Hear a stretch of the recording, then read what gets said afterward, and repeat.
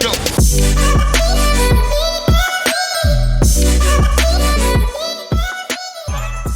Welcome to Not a Great Whisperer podcast. This is your host, Katy Ray. I am joined by Shalon Barnett today from Shalon's Hope Recovery Center, correct? Yes, business owner. We met at a networking event. She is an amazing woman. Wanted to have her on to really tell her story, how she got into doing what she's doing. Love having strong women who have been through a lot and really overcame a lot to be where they are today. Very empowering to surround yourself with people like that. So welcome, Shalon. Thank you. So let's talk about, first of all, what you're currently doing. Okay. So currently, besides being a mother and a wife, I have my nonprofit organization, which is Shalon's Hope, which means simply Shalon's helping other people excel, where I provide residential services for women in transition, mostly from any kind of addiction. Yep. Love that. And you in the Tampa area? I am in Tampa. Perfect. And I think that's amazing that you're doing that. You didn't really have a background of addiction or families of addiction or anything like that, but it was just like something that you kind of fell into.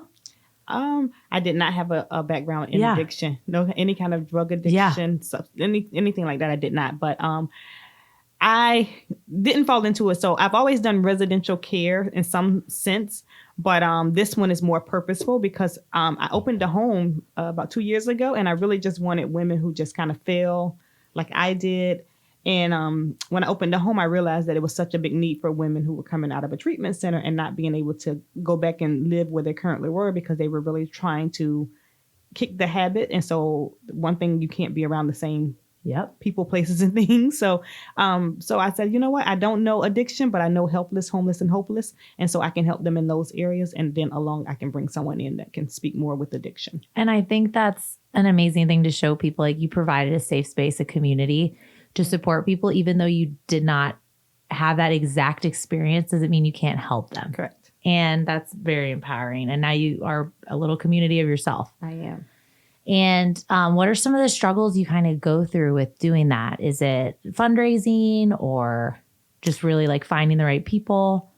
Both. Okay. So you're like everything. Because so basically, with sharing my story, people believe in my story and they see the success in that story.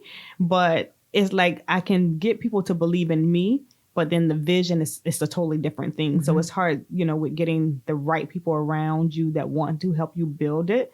And also fundraising is really not that hard. It's just really not wanting to do it by yourself and just really having a team that can help you. But like I said, it's really hard when people, they believe in you and they believe in what you can do, but they don't actually see the vision of what you have right now. And your aha moment, not like just when you knew that I love your story and I don't want to like ruin any part of your story, but what really changed you into seeing like the big picture of what you wanted to do? As far as the housing? Yeah, like just everything. Just so it will kind of empowering. It will go with the story. Yeah, let's just do it. Let's go. Let's go into it. Let's go. So about 12 years ago, I ended up in a place where I found myself homeless. So the story I really shared with you was I kind of had a rocky background. So for me, it was really just being very rebellious. So like most young kids, you start out being rebellious with your parents, and then you kind of carry that into your everyday life, and it just becomes a part of what you do. And so that's what I did. So I used to always get in trouble, like getting arrested for like stupid stuff. And so that was no big deal until I ended up getting arrested for something that was bigger than what I actually thought it would be. And so, like I said, I always worked in residential. And so I worked, did a program, a Medicaid program, where I worked with children with special needs. Mm-hmm. And although I was working, I wasn't really doing the paperwork part of it. And so that ended up getting in trouble, which I was caught up in Medicaid fraud. And so, of course, I got arrested. It still didn't really bother me until they put me on the news. So at that point, I realized, like, okay, this is, so embarrassing. And I remember just saying, I just don't want to live anymore after this. But then I realized I had a son, and with having a child, like, it wasn't just about me, it was about mm-hmm. him. And so after going through all of that and really just losing my place, my car, losing everything that I actually owned at that moment, I decided I wanted to make a change in my life, and I wanted to create a legacy, something that he could be proud of. I didn't know how I was going to do it. I just knew I was going to do it. So I just really, got over it. I just accept responsibility. I did not do the paperwork. So I just accept responsibility of what happened. Yep. And I had to live with it and make different choices and decisions at that time. And so that's what I did. So my aha moment was when I had to spend those 19 days in jail away from my son. You're like, no, thank you. Right. And so so at that point, I just decided to take responsibility for my own life. Everything that I had done up to that point landed me where I was, and I had to be okay with that because it was my decision at the time. And so I just took full responsibility and decided that once I was released from at this period, I would never, ever see a jail cell again, not on that side anyways. And I would just try to create something that my son could be very proud of. And I love that, that you were validating your feelings during that time and knowing what other women are going through. Because out of recovery, they have to hold accountability for themselves, of course. And you can kind of tell the people who are and not blaming other people and not, that's what you did. Like you knew that was your first step of really owning it and moving forward. And now you are affiliated with different recovery treatment centers as well. I am, because about 8 years ago, actually, this happened 12 years ago. And of course I got married 8 years ago, but in meeting my husband, one of the things that he wanted to do was pharmacy, which I don't know why, but he wanted to do it. And so what I realized in that is that I saw so many people that I went to school with that were coming in, and it's like I would see them, and then a couple months later I would see them, and it would be like a difference. So I just sometimes just think like God is funny, because when the 19 days I was in jail, all I saw and talked to were people who were on drugs, but it didn't click that it was a problem. I grew up in the era of crack cocaine, so I didn't know like opiates and like I didn't know any of this crisis, stuff. Right. Yeah. I didn't know it was that. So I kind of saw that but I still didn't have an understanding of it. And so when we went into the pharmacy, that's when I realized like, oh my gosh, this is a problem. Yeah. We started working with the drug center, and I just saw so many people, and they were getting younger and younger and younger. And so when I decided to open my home, which was just for people like me that fell, and I started getting calls for people in recovery, I was like, okay, I can help them in a sense, because they are getting younger and younger. And so I wanted to make a difference in their life, that let them know, I made dumb decisions at a young age. And so I knew I could help them. Yeah. And you telling your story, it probably makes people feel a lot more comfortable and gives them hope. Yeah. Exactly. And I love that. I think that's really what I clicked with you about, just because I was very open with you in the beginning. And I was just like, wow, she really just is welcoming. Like, I was just like, well, I just told my whole story in like 10 minutes. But that's one of the things that's important, I think, in recovery and just in general as a business owner, is making people feel welcome and making them feel like humans, right? Because you probably had a time where you did not feel good. No, I did not. Because based on my record, no one believed anything that I said, because on paper it did look like, okay, she's a liar. She did this. She's going to go back to her past, because that's how it looked. So I always try to make a special step where I say I don't judge someone based on their past. We've all made bad decisions at one point in our life. So I don't hold their past against them. And I think that's what makes the program for me easier, because they come in with the trust level, because it's like we're all on the same playing field. I'm no better than them. Just because I didn't choose addiction, I chose other things. Right? Exactly. So, you're not judging them because of why they're here on their journey. Like, you're just accepting it and letting them kind of get through their story at the end of the day. And we all go through different things for a purpose to, be able to share and help someone else up. So that was just a chapter in my story, and there's a chapter in their story. And so I just helped them rewrite that story. Yeah, I love that. And who do you feel like helped you rewrite yours? I would say my husband. Because the funny thing is I met him, I was on the news. He never saw it. So it's not like he could judge me based on what he saw on TV. He can only go by what I said to him. So he was the first person that I kind of trusted to open up to and be transparent. But also he was so stable. He had just a stability that I wanted, because all of those years when I was doing all this rebellious things, I really wanted stability. I just didn't know how to reach that point. So I would say he was that. And so with opening the home, I wanted to be that for someone else. Yeah, I love that. And what are some, how do you get through some of the obstacles just as a in general business owner and someone who's helping people every day? Like, how do you get through those really hard days? Like, what's your go-to? Do you make time for yourself? Do you read a book? Do you listen to music? I do all of those. Okay. I read a lot, and then I do listen to music, but I have a 7-year-old. So, so to get through, I mean, business is hard. I mean, I don't know, I sometimes, especially with social media, make it seem like everything is easy. Yeah. It is hard, but I do understand. And I think for me, my faith, and I believe that everything I go through every single day is for a reason. Mm-hmm. So it's up to me how I take that. I can take it as a negative action, or I can take it as a positive action and move on. And I just choose to live positive and just know that it's not going to kill me. Yeah. And you've had now the pharmacy business for 8 years. So you were pregnant a year in, right? And then the home you've had 2 years. 2 years. Mm-hmm. Okay. Wow. And just as someone who's owned their own business, do you ever see yourself going back into any type of corporate world or anything? I do not. No, I don't. I think I've mastered how to, operate in a business. So I really don't see myself. Yeah. I take that back. I can do it, but it has to be in a leadership role. I could never go back into like a customer service. Of course. And you have done that. So you know where, and when you're trying to, because of course you're looked up to by your, even I say ages, you might have older people in there, but they look up to you. Correct. You own your own business. You came out of a really hard life. Like you came out, you give them hope. But when they go to you, is that one of the greatest parts of what you do? Like when they come to you for advice? It is.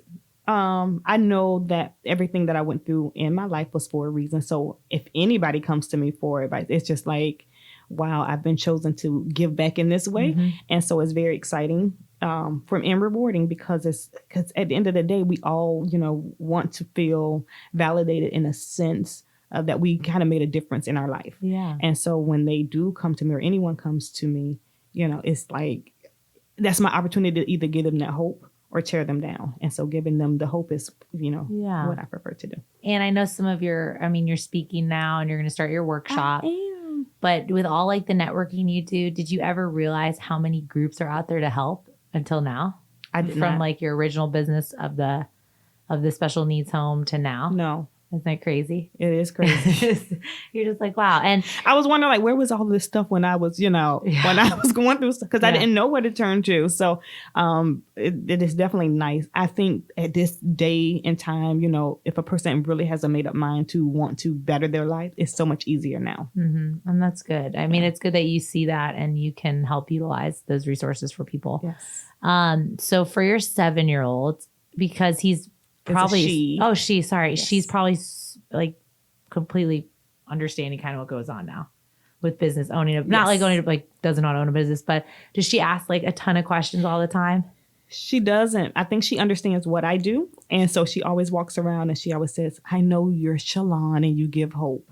So I think she understands that part. And, of course, like even when we go to the home with the ladies, she's not like a visitor there. She is like, she's a part of them. They know her. They know. I know you're Shalon and you give hope. I know you give hope. And so she knows that, she knows that much. As much as her mind can let her know at 7. But it's like they're her, almost like her cousins and her sisters because, she's technically, I have a 21-year-old, but she's technically the only child. And that's a son. That's my son. Mm-hmm. And so she's just a part of it. She's just a part of, the hope. Because honestly, my son was really, my changing period. Mm-hmm. So it's like she just fits into the story. Mm-hmm. And she was a part of it. So she was super young. You were probably getting that started. She wasn't even in school yet, right? No. Yeah. So she was, that's amazing.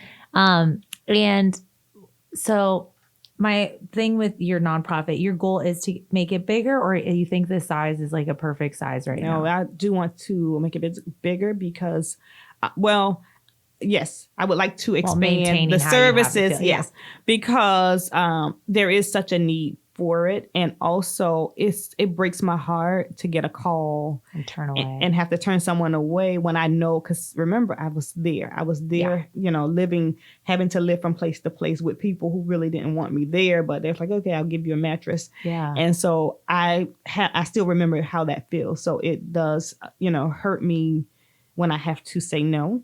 But I've accepted that I can't help everyone, and I've just become okay with it. But definitely my goal is to really work hard to expand, to be able to take in more women and also provide more services for them. Okay. So, and right now, I mean, you help find jobs, you help them kind of get back on their feet. I help. My biggest thing is residential. I want them to have a safe place. Of course. Their basic need. But the thing is that they most of the time when they're coming in, they do have some kind of past, some kind of record as far as going to jail or, whatever. And so my whole thing now is really helping them change how they look at it, because it happened. We can't change it. 9 times out of 10, you can't get it off your record because of other things that are involved. So the main thing is really teaching them to change how they think about it, because it's there. And so really your past does not define who you are. Every day you live is a day you're further away from the mistake that you made, and you can make a difference. So I would say the thing that is taught first off is changing how they think about it. Is there. Yeah. And then my biggest thing was I used to get in trouble all the time for my license. I mean, I would get suspended license so much. And so that's the first thing that I do help them with if they do not have a driver's license, is get a license when they come in, because I just felt, for me, once I was able to drive freely with a license and insurance, I felt better about myself. I felt like, okay, I'm, moving back into society. It gave you a confidence that you didn't realize you were missing. I didn't, because I was so rebellious, and like, I'll pay the ticket when I get good and ready. Yeah. You're like, no, it's fine. I'll just drive without a license. So I love what you're doing. What are some of your wish lists for what you're doing other than growing? Like, what are some of the things that you envision? Like, what's a part of your mission right now? Well, part of it, so right now I have the 8 women that I house now. So the vision is I want to be able to add in more therapeutic services, because one of the things that I found with the women is that some of the issues are really, really deep. And so for them to dig past those issues, they probably have to talk to, professional. So I would like to add that into, like, I already have someone come in once a month, but I would like to be able to expand that to maybe, more one-on-one if I can get that. So is it group meeting once a month? It's group. Okay. Which is nice too. It is. Yeah. But I know what you're saying, to have somebody available for them. Correct. One-on-one would just, I mean, I think therapy in general for everybody is good. Yes. I love therapy.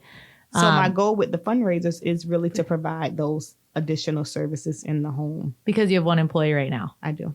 So you would bring them like outside from a contracting side? I would like to, yes. Okay, I got you. So they would just come in and schedule the calls. Mm-hmm. Which is amazing. And right now they do accept visitors. So they are able to bring their family in. Yes. Which is wonderful. And we do have like every couple of months we do have like a family day. So they come in. I mean, I'll normally pick a place and we'll go out where their family can come and just kind of see what they're going through. But the biggest, I think, reward is that, most of these girls, their family kind of, especially with addiction, they kind of pushed away.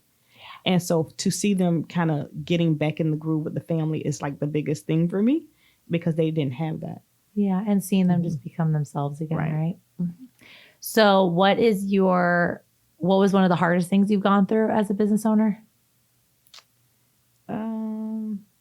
Well, it's with the home. With currently, with the pharmacy or the home. Having to say no. Okay. With the pharmacy, the hardest thing I would think with that, well, you know what? That was my husband's passion. So I think it's hard every day because because you're kind of pushing yourself to help with something with someone else's passion. Correct. I get what you're saying, because your heart is in the center, the recovery center. Yes. Well, the house. So that's the hardest part, just every day. Yeah. Just like, I got to help with this. Yes. So what is your greatest success story out of like one of the girls or one? So my greatest success story is I have this young lady and she's actually been with me 2 years. And about maybe 3 months in, she would sit home every day and be depressed or in the bed and couldn't do anything. And I would take her out. We went and we got her license, and I would take her to different places to apply for a job, and she just couldn't get it together. And so I went to her one day and I said, listen, I don't think I can help you. I really think at this point, I need you to help me help you. And I don't think that I'm the person that can help you, because it's like you're just sitting here every day. Like you don't have a goal. So you're just sitting here. And when I said that to her, something clicked and said, you know what? This girl does care. So like within 2 days, she got a job. And she worked at this job. And it was one of those jobs where you go to and everybody, mostly everybody there has some kind of issue. But it was the only job you can get at the time. So you do it, which I thought was very strong of her to be able to go every day and see what she's used to doing and couldn't do it. So she did this for a while. And recently she wanted to apply for find another job. And I remember her online looking at jobs. And she looked at this one place, which is a corporation. And I told her just to apply. I said, just apply. If they say no, just tell them your past is your past. Yeah. You can't change it. But, you need this. This would be a second chance for you to get back. And she didn't have to go through any of that. She ended up getting a job. That is my success story, because I was like, I'm so happy for her, because it's like finally, after being clean 2.5 years, she's back in the corporate world, getting benefits, making more money than she's ever made. Feeling so much better about herself and just the goals that she's now able to accomplish, because she does have these, the benefits and she does make more money. So she's my success story, because about a little over a year ago, I was going to part ways with her. And so she woke up. That's wonderful. And to have that for yourself, to know that people will change. They might not, it might disappoint you sometimes, but that you had to have that hard conversation. And when you did, she was like, wait a second. Did. And I remember telling her, like, you know what? I'm going to love you until you start loving yourself. And I think she loves herself now. Yeah, that's I love that success story. So some of the events that you have coming up are? I have March 6th, which is Black Balloon Day, it's an international day, and it's to bring awareness for substance abuse and also to honor those who have fallen victim of overdose. So that's going to be March 6th. Which is on a Friday. It's at Lowry Park the park. And it's just to show awareness for substance abuse. So I have a couple speakers, one that fight against addiction, one who have been in the cycle of addiction, someone who's lost a child to addiction, and then, of course, my success girl will speak. Would that be her first speaking event? It is. That's great. Yeah. You gotta start somewhere. I know. So I'm very excited about that. And so that's something I want to definitely do every year. It's a free event, and it's really just bringing the community together. Oh, it's your first one? Yeah, this is my first one. As far as a community event. Yeah.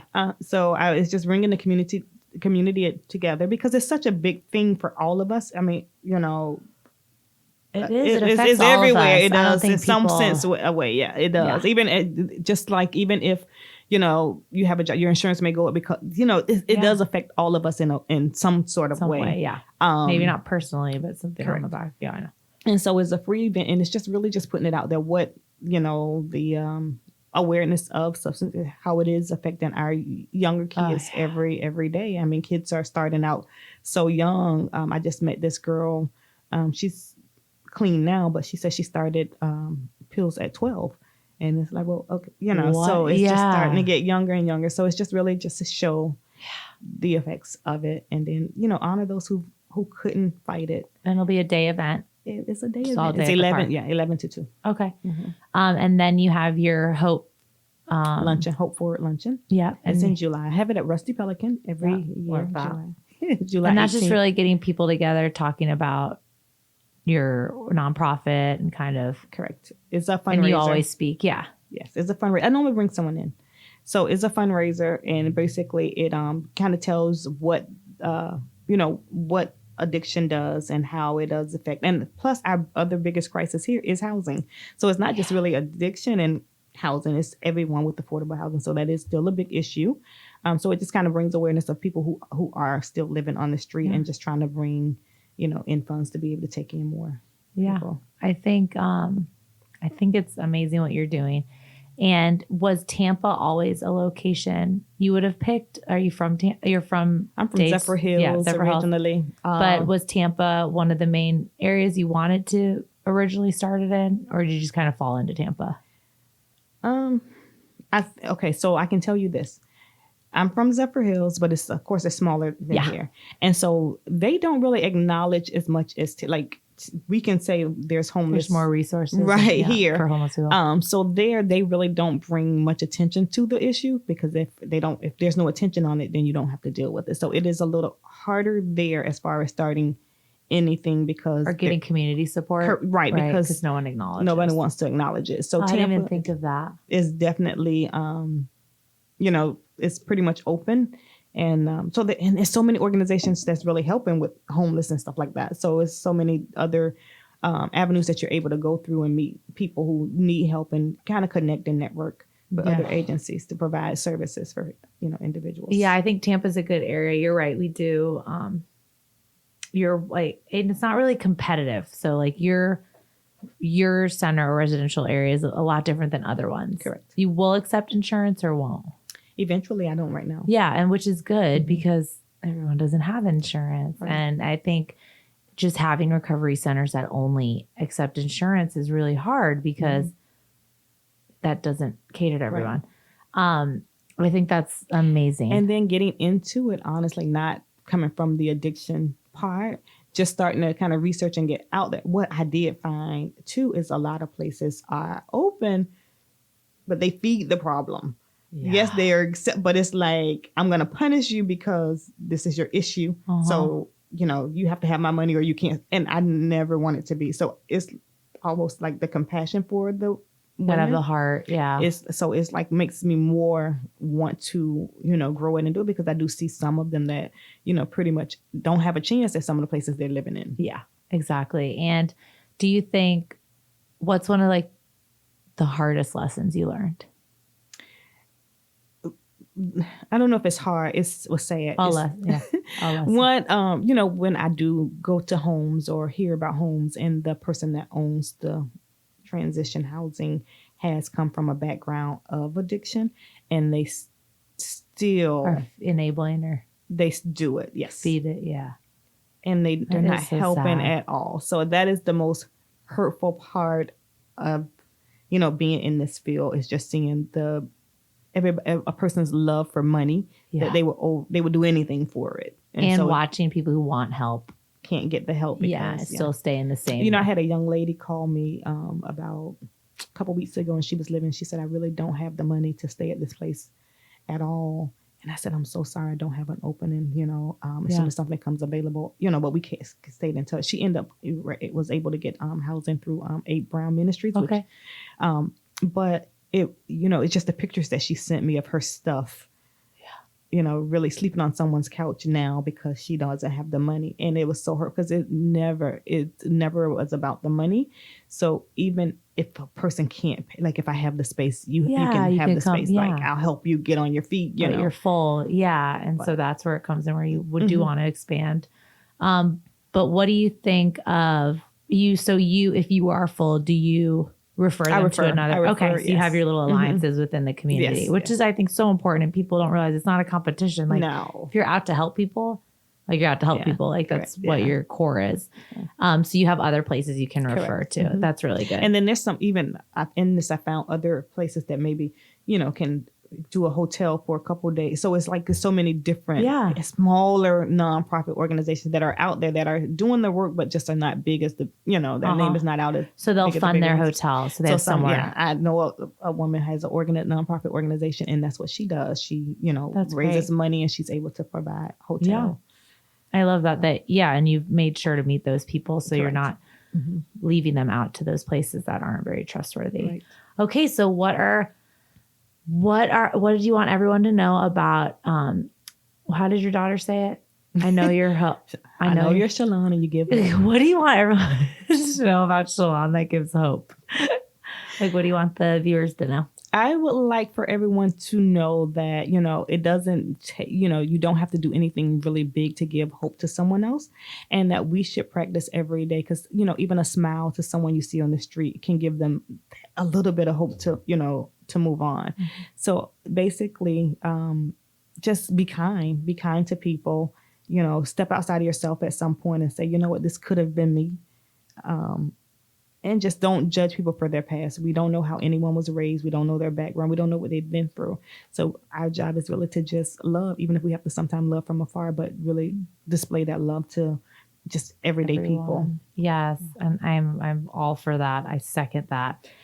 January, you'll be launching probably a workshop, right? Videos. I am. So I'm starting a Hope program. And so what I realized with my situation is that I needed to go through this hope. So when I think of hope, I think of H as healing, O as overcoming, P as purpose, and E as empowerment or encouragement. So I had to go through a healing process because I know that some of the reasons why I was doing the things that I was doing, as far as, getting arrested once a year, going to jail just to read a book. Yeah. Because right. I felt like getaway. Right. Because I felt like I had the whole world on my shoulder because of something someone said to me or did to me in my past, which was my father. And so I just felt like, I'm going to prove to him I don't need him. And he's not even living anymore. Yeah. So I feel like sometimes we have to just heal from our traumas, childhood traumas that we never even acknowledged that we had or we have, because they do affect how we live our life daily. So I realized I had to go through that healing process. Once I understood what it was, I had to overcome some of my habits that I had based on, what happened. So one of the habits, one of the things I had to overcome is being in control, like trying to control everything. I'm not in control of anything, but I thought that I was. So I, had to overcome that controlling issue that I had. And so then it led me to find what my true purpose is. And so my everyday life now is to empower someone else and encourage someone else that they too can overcome a negative past and become,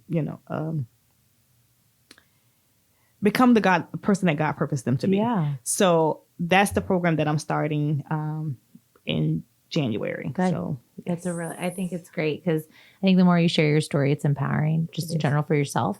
But it also helps other people. Yeah. It also helps other people finish theirs. Yes. I love what you're doing for women. I love that you're showing this took work. Like I'm at a place where I'm enjoying what I do because you've found from your own obstacles, like what works and really like how to overcome that. And you brought it to other women going through the same thing and around the same thing of just like cycles and feelings.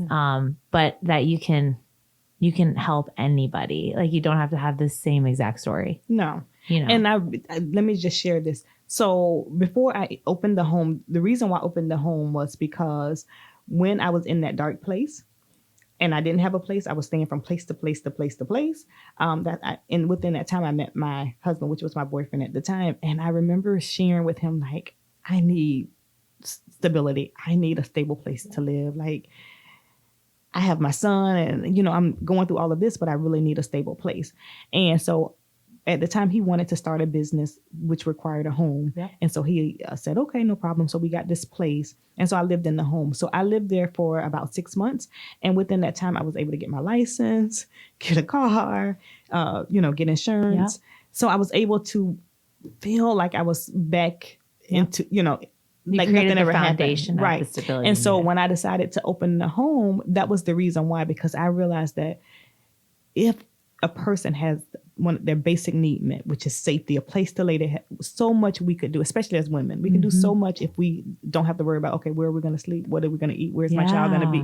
Like, so those are the things I wanted to take away from someone to give them that chance to really say, you know what? I've made mistakes, but I'm ready to change. And so now that I know I have a place to lay my head, now I can put into motion the things that I want to do. What I want to do and need to do. I think that's huge. And that little fire under you to do what you need to do to help others. Yes. And it's just going to grow and there's going to be more people involved. And I love it. I love watching this, being a part of it, just hanging out on this podcast, chatting about it. So what is your website? It's Shalon's Hope, which is SHALON SOHOPE, Shalon's Hope.com. .org. And then are you on Instagram and Facebook? I am. She loves social media. That's actually what clicked. I know you hate it. That was when you were like, I don't want to do this. And you're like, dang it. So social media is hope.forward.luncheon. Okay. And you'll find it on Not a Great Whisperer podcast as well. I'll have all of those links attached to our IG and katyray.com. But I love that you joined today. You have events coming up. I will keep all our viewers. I'll add some marketing for you for social media and stuff. Because you're like, I don't want to do this. I know it's not. I'm glad you wanted to do the podcast. Your first podcast? It's my first podcast. Yes. I love being everyone's first. But I am so glad you came today. I think what I love doing is like helping families of addiction. And I feel I have a sensitive spot to people recovering from addiction because they are human and life kind of hits you hard sometimes. And have that support, I feel like is the only way to really heal. And to have that faith in whatever they have their faith in. But I'm a big believer in that and just treating people like they should be treated. And you are showing that. So I love that about you. And I love that you are a strong woman, mom, wife, just kind of running the show, businesswoman, badass. So definitely check out Shalon's Hope. And I will have all the links on Not a Great Whisperer podcast. We're at BKN Creative in Ybor City today. And I can't wait to launch this episode. Thank you for joining. Thank you for having me. All right, we're out.